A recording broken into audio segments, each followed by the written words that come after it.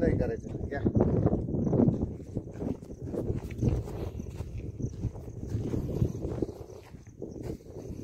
आपण पूर्वी झाडं लावली होती, इथे हे बेलाचं झाड आहे. संरक्षण नसल्यामुळे आज या झाडाची अवस्था बघा, केवळ फक्त संरक्षण नसल्यामुळं. त्यामुळे आता आम्ही या वरच्या टाकीच्या टप्प्यावर जी झाडं लावतोय त्याला आपण संरक्षण देत चाललोय.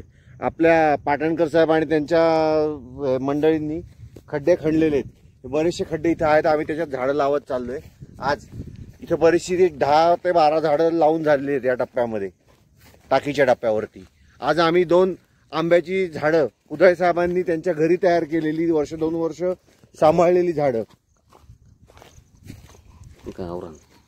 गावरान आंब्याची झाड आहेत. विशेष म्हणजे कारण हापूस, केशर हापूस कोणी लावतं, पण डोंगरामध्ये आपण या जाती जपायचा प्रयत्न करूया गावठी आंब्याच्या. आणि त्यासाठी आम्ही आज हा एक आंबा आणि हा एक आंबा असे आम्ही तिघांनी मिळून लावलेली आहेत. त्याला पूर्ण ट्री गार्ड आम्ही बांबूपासून बनवलेले आहेत आणि मजबूत केलेले आहेत एकदम. या टप्प्यावर आपली जवळजवळ 12-14 झाडं झालेली आहेत टाकीच्या टप्प्यावरती आणि आपण पुढे लावत चाललोय. ट्री गार्ड नसल्यामुळे थोडा वेळ लागतोय. दिवसाला जिथे 4 झाडं व्हायला पाहिजे तिथे 2च झाडं होतात, ठीक आहे, पण हरकत नाही. आणि विलायती चिंच तावरे साहेबांनी रोपं आणलेली आहेत, ती आपण लावायचा प्रयत्न करतोय. ही विलायती चिंच आहे, आज लावून घेणार आहे. चान्स मिळेल म्हणून नाही करायचं.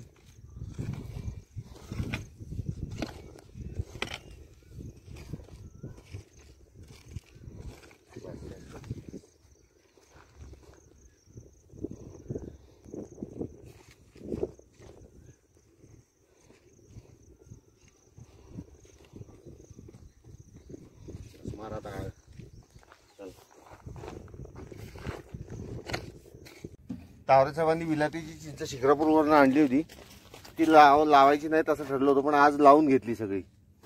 आम्ही करवंदाच्या पुढं कंपाऊंडच्या कडेने ही सगळी झाडं लावून घेतली आहेत. साधारण एक 40-50 फूट आम्ही ही 2-2, 3-3 रोपं एकाच्यात लावलेली आहेत. बघूया काय होते, उगवतील अशी आशा, कारण पाऊस आहे. कंपाऊंडच्या कडेने आपण वेगवेगळे वनस्पती लावतोय. डाव्या हाताला मोठी झाडं, उजव्या हाताला अशी झाडं जी शोभेची आहेत अशी झाडं आपण कंपाऊंडच्या कडे लावतो. या ठिकाणी आपण मोठी झाडं अजून पण लावणार आहोत. कडुनिंब वगैरे आपल्याला अवेलेबल झाले की आपण ते सुद्धा लावणार आहोत. पण सध्या आपण हे तर जेवढी जगतील तेवढा प्रयत्न करतो, पाऊस असल्यामुळे. ती बरीचशी लावून झाली, म्हणजे जवळजवळ 60-70 फूट आम्ही 2-2, 3-3 रोपं लावत गेलो.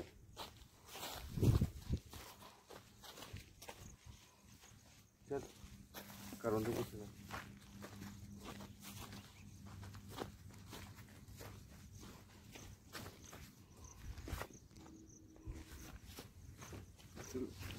थोडं करून दाखव. आणि टाकीचा वरचा टप्पा आहे.